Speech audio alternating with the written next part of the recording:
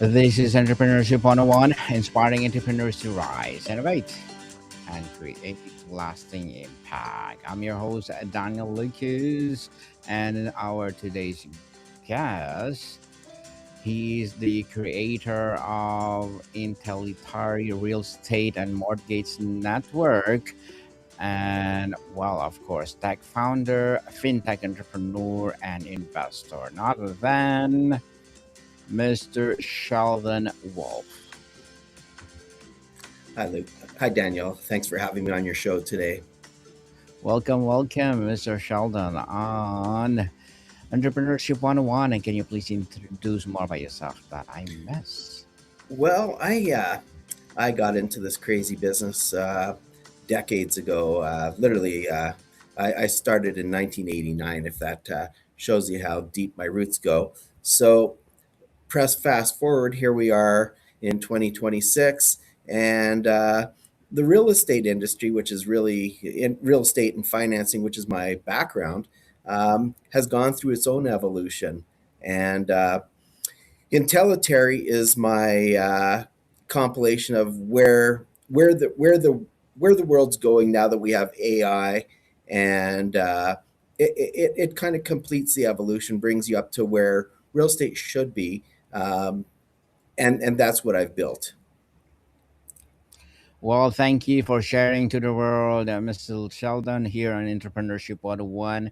We salute you, we celebrate you for sharing to the world. Thank you. So today, let's talk about the hats that we mentioned a while ago. You describe Intellitary as a Zillow mix with Uber and Match.com thrown into a bladder with a shot of two tequila. What does that mean of practical terms for a consumer or a real estate professional? What problem are you solving that the big player have not? Well, the world's changed in the sense that once upon a time, the real estate agents, they'd get the customer and they pretty much control the transaction, in the sense that the customer was very reliant on the agent for almost everything. Where today, the reality is the customers actually got more control because technology's changed, their behavior has changed, their expectations have changed. So the real estate world, as I see it, is very slow to change anything, and it's reluctant. And realtors hate changes, brokerages hate changes, and all they do is complain when there's change rather than embracing the change. So, given that the writing's on the wall, and it's consumers that are now saying, "Hey, I want this," they're demanding. They want what they want. They know how to research what they want. I come from a generation when I started when the realtor had catalogs, paper catalogs, and would show up in your kitchen at your table, and you'd sit there picking out what houses you want to see. These days, the customer already knows what houses they want to see. They know what areas they want to be in. They know what they can afford. They've already been approved, most likely online. And I've packaged that all in a very consumer driven, transaction oriented system. So, in a day, I call it the Un-Brokerage. We're in a day where brokerages are buying brokerages to get their agent body count up, with the thesis that the more agents they have, the more transactions they'll do. We approach it backwards. We're building an Un-Brokerage which cultivates customers and harvests transactions for the brokerage. And that's what we've essentially done. We've done it based on being consumer centric, giving them the tools and the power so that they can shop and get the real estate they want, get the mortgages they want, and follow the entire pathway, and monetize the pathway. There's a lot of money that gets left on the table because the realtors obviously only were worried about the commission. I mean, our system's built to monetize the entire pathway because we know that if someone's buying a home, well, they're most likely going to need a mortgage, and they're going to move in, they're going to need insurance, they're going to need title services. We monetize the whole path. And that's essentially what Intellitrate's has done. We've exploited the AI and today's technology to make it easier for the consumer. Interesting, interesting, Mr. Sheldon. You've said the future is about manufacturing transactions rather than recruiting agents. Can you walk us through that means for industry that you believe it's more sustainable and scalable model? Okay. Well, I'll give you an example, and I won't mention names because that's just not my style. But Hmm. there's brokerages out there, big national brokerages. They've got 14,000 agents, and they do approximately in a good year, let's just say 42,000 transactions. I've built a system working it backwards with the Un-Brokerage model that could probably do with probably it's built. I engineered it to do about 50,000 transactions a year. So our goal is not to compete with the brokerages. We want the realtors to make money. We want the brokerages to make money. We cultivate the customers. We harvest the transactions. We hand it off to brokerages. These are partners. These are strategic partners, not competitors. And that's kind of how I built this system: is to harness the customer and hand them off.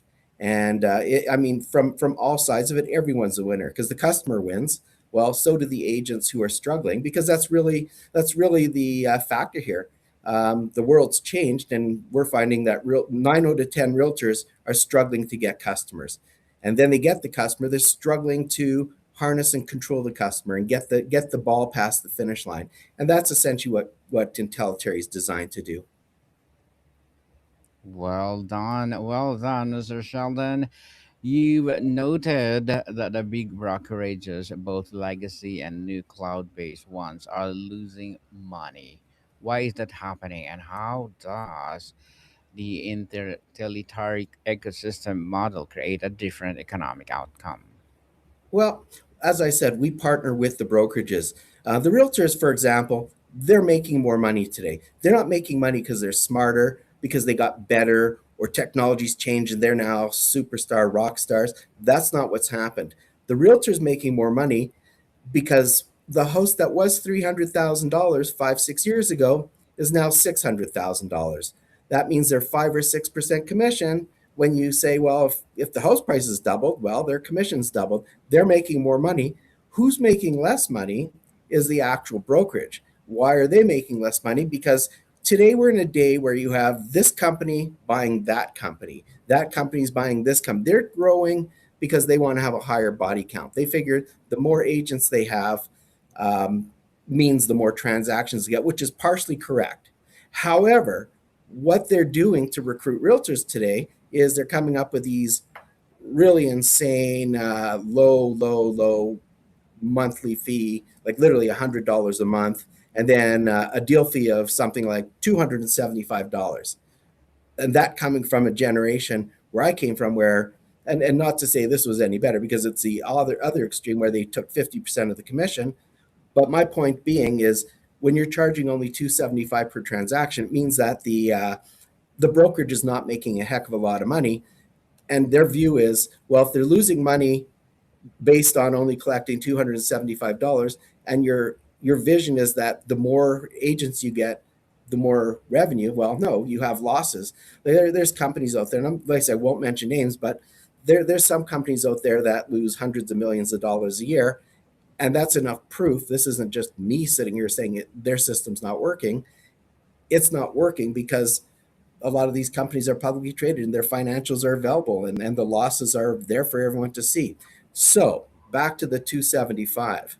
That's their deal fee. And this is only some examples because there's some that charge more. But even if they charge 10%, we pay the brokerages in some cases as success fees. We pay the brokerages more than their actual realtors are paying them. So it's kind of a no-brainer. And you look and you say, well, that sounds pretty interesting. What major national brokerage wouldn't want an extra 50,000 transactions per year? And the real answer is zero of them. All of them would want it.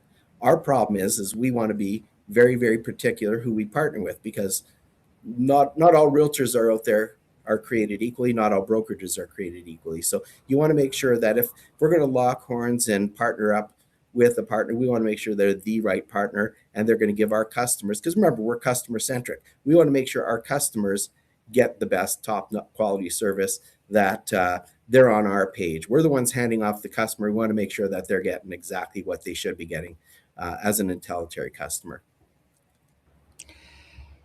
You build a system that does not just generate leads, but delivers live customers with full intent. What is the critical difference between a lead and a live customer? Why is it that distinction so important for agents, Mr. Sheldon? Well, here's a good example. And once again, I'm just not a guy who's going to put names out there just because it's not fair. If they were sitting next to us on the podcast saying, "Oh no, we do things different," and defending themselves, great. But that's not the case here. But let's just say there's lots of companies out there that deliver leads. A lead is a customer that goes to a website, fills out their name, fills out their email, puts in their phone number, and it ultimately gets sold to a realtor. And if you talk to realtors the way I talk to realtors every day, they all complain they buy these crappy leads. 50%, 60% of them, they never actually get on the phone.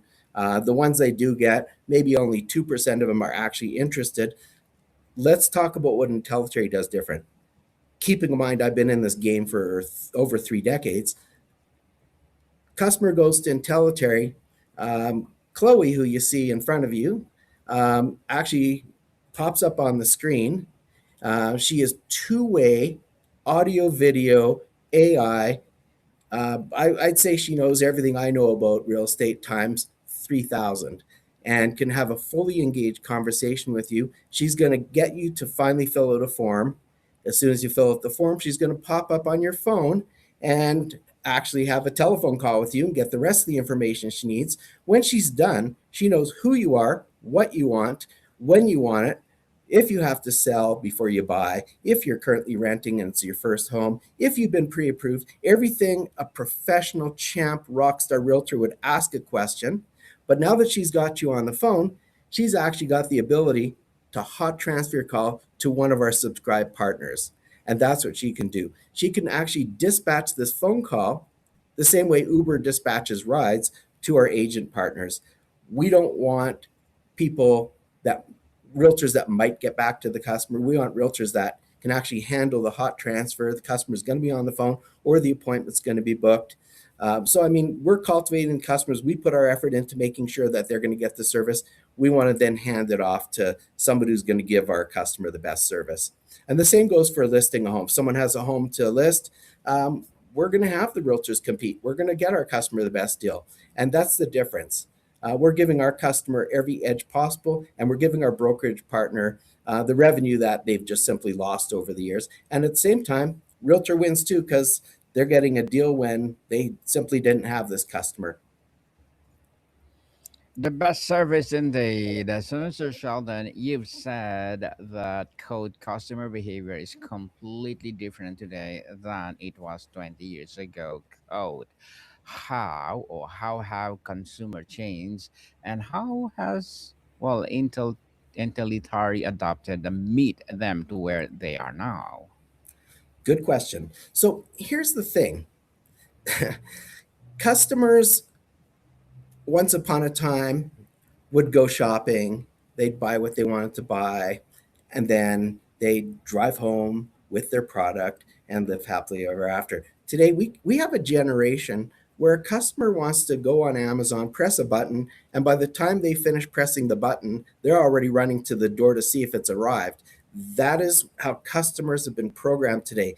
They don't want to wait around. I'm going to tell you one fast story because I don't want to tap too much time on it, but I sometimes test the industry because I don't want to be just a guy who says, oh, yeah, realtors are this way and realtors are that way. Number one, I know what it's like to be a guy. My background is I've done thousands of transactions, not hundreds, thousands of transactions. I know real estate, I know financing, backwards, frontwards, left, right, center. But I'll tell you what is frustrating. If you're a customer and you're selling a home and paying thousands and thousands of dollars in commissions, and you find out that your realtor is not even returning phone calls, well, if you're the customer and you find that out, you're pretty pissed off. Or if you find out that someone wants to see a house and you've got all these buyers who can't even get in to see the house, I mean, it's really bad. Not all realtors are created equal. There are a lot of excellent realtors out there. There's a lot of top guys. We tend to want to deal with those guys. if someone can return phone calls. But if you're the customer, you're expecting fast results. And we understand that obviously if you want to see a house, the world can't just stop and let you into any house anytime.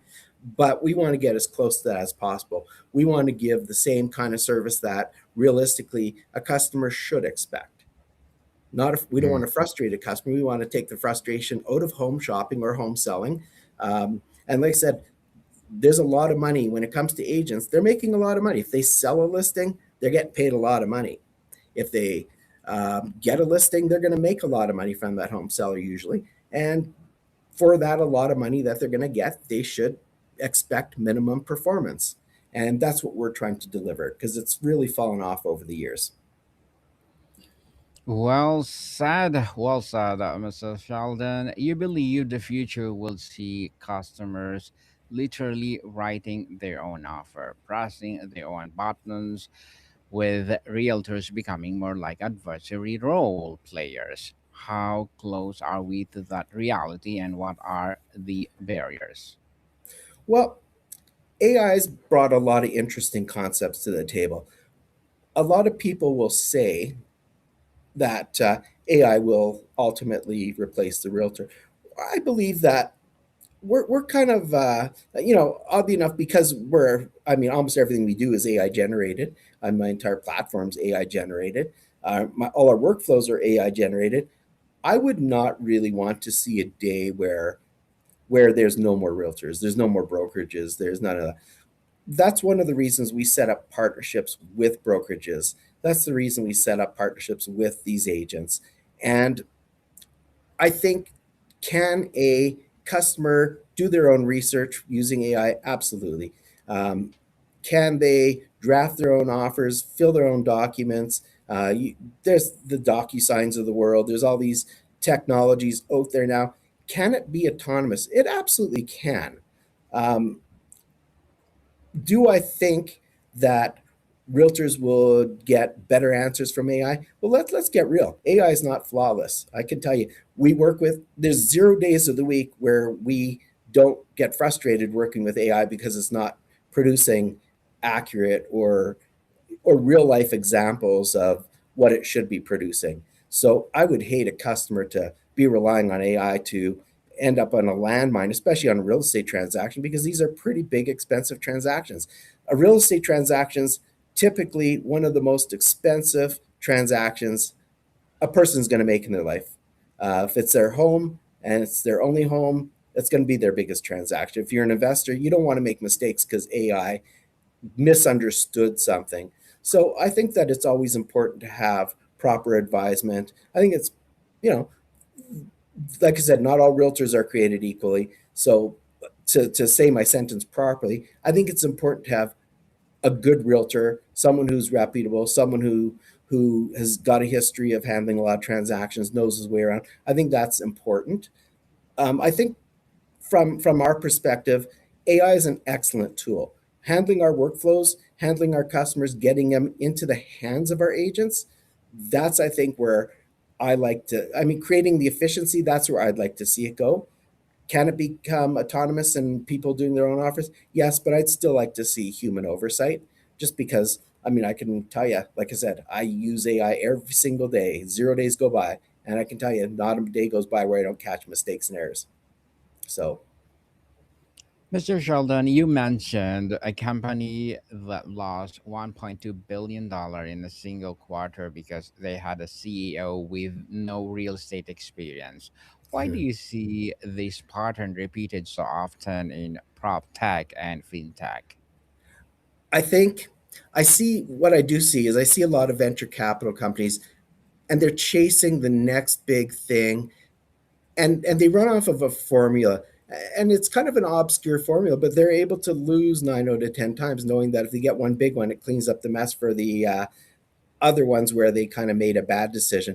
But what I see a lot, and once again, I will not mention names, absolutely not, but I see some of the dumbest things where I think if they had proper leadership, if they had a founder or even someone involved who understood the game, um, like you almost have to intentionally go to your way to lose $1.2 billion in one quarter. And I looked at it and I said, well, first of all, yes, it's a great piece of software, but if someone actually knew what they were doing, this thing could be phenomenal. But in the meantime, it was destined to fail because they don't have the right ingredients there. So if someone, for example, bought into Intellitary, you're getting a founder who's got 3 decades of experience. I've been through every possible cycle, every possible up and down. I've been through how many recessions. I've built this thing to handle the worst scenario, to prosper in the worst of markets. One of the questions you should be asking is, what does Intellitary look like in 5 years from now? What does Intellitary look in 10 years from now? I purposely built this for a $1 trillion industry.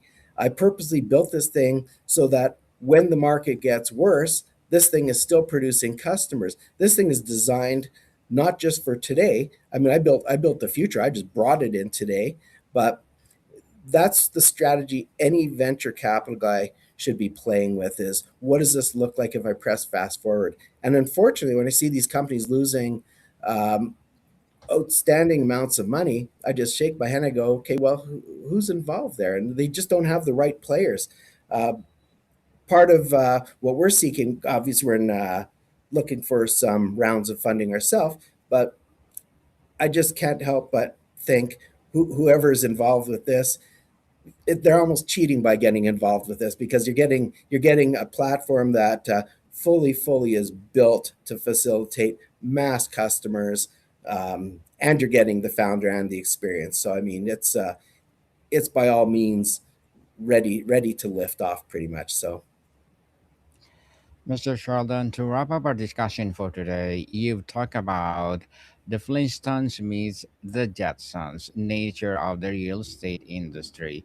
What does the industry actually look like in 10 years if your vision for Intellitary succeeds? funny enough, I think what I've built for Intellitary is pretty much where the industry will naturally and organically progress to. I've just delivered it today. But let's just say Intellitary doesn't exist.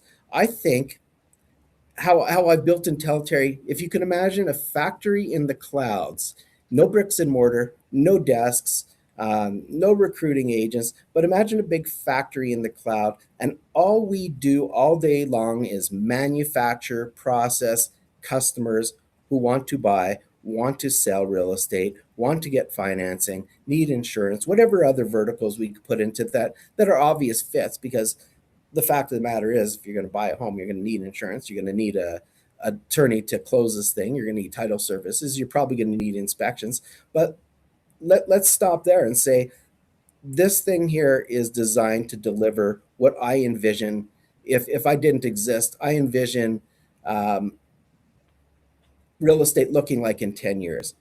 It's going to be even more customer centric than it is today. Customers will be even more demanding.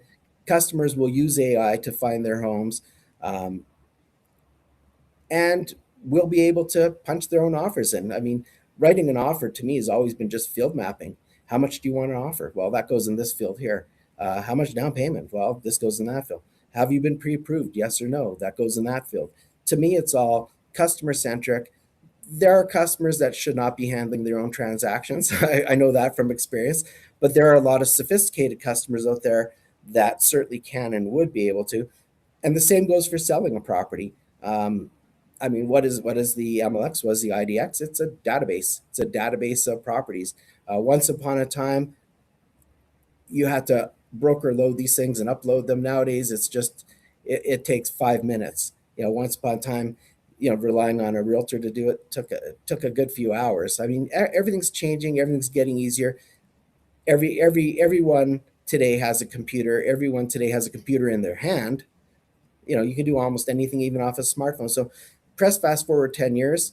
I think people will be smarter, people will be more efficient, and the customers will control more of the performance than they do even today. And that's why we built Intellitary as an unbrokerage. Beautifully articulated, Mr. Sheldon. So, can you please invite our listeners to support your projects, your business, or anything you want to promote on Entrepreneurship 101? Yeah, well, everyone's invited to check out our website at Intellitary.com and have a chat with Chloe. She's very, very intuitive. You'll see our two-way audio video. I mean, she looks no differently than I look right now having a conversation with you, except she's even more articulate, way funnier, and very, very, very knowledgeable. It doesn't matter what city you're looking in. She fully, fully comprehends absolutely everything. Um, her knowledge base is absolutely spectacular. So test her out. She's pretty spectacular. Well, for sure, Mr. Sheldon, we will check it out. And before I will let you go, I have one more question. You built this company on a system that you perfected over decades. For the entrepreneurs listening or watching who wants the systematize their own business, what is the first step they should take to build to conveyor belt system that can scale? Well, that's just it. So long before people even had internet and before, I mean, you go back to 1989, I remember very few people even had cell phones. People still had fax machines in their office. My goal, Intellitary is really the evolution of what I've done for so many years. People ask me all the time, how did you do thousands of transactions? Because that's a lot of real estate, that's a lot of mortgage, that's a lot of moving parts. I was very organized. I had a system. Everything stayed on my conveyor belt. If you were buying or selling or doing what you're doing with me, transacting with me, you were always going to be using our mortgage people. You're always going to be using our lawyers, our attorneys. Everything stayed on the system. The appraisals all stayed on the system. Everything was organized as if it was a conveyor belt. I tell anybody who's an entrepreneur, be organized, build your system, don't cheat your system, don't break your own system. Any chance you get to improve your system, do it. Don't be one of these guys who says, oh, we already have this or we already have that. There's always something better, especially with technology. You're going to see with AI, whatever we're talking about this month, I'm going to tell you by next month, it's almost obsolete. And you go press fast forward a year, 2 years. Stuff we were using 2 years ago, we kind of laugh at. We sit around going, remember when we started using that? Remember we using it? And that's how technologies. It's there to be used. It's there to change, and it's going to change. Assuming it's not going to change. You know, my philosophy's always been: if you don't run with it, you'll probably get run over by it, because that's how fast it's changing. And AI, we can hate it all we want. We could not like it and be angry with it, but it's here to stay. There will probably be a bubble, but that's not going to all of a sudden mean that we're not using it. We're still going to use it, even if there is a bubble. And there's always going to be another company pushing the envelope, making it that much easier, better. Our technology is going to get better. People want to copy us. That's the next question. Everyone says, well, what happens when other people copy? Oh, we're already going to be on Chloe 5.0, 6.0, 7.0.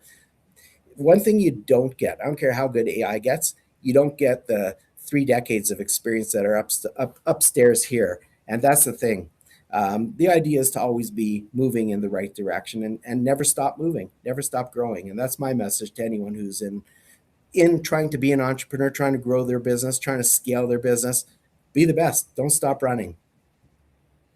Definitely, people don't stop and pursue your passion to the world and share to the world because that will be your legacy, as Mr. Sheldon doing right now. So, Mr. Sheldon, thank you so much for your time.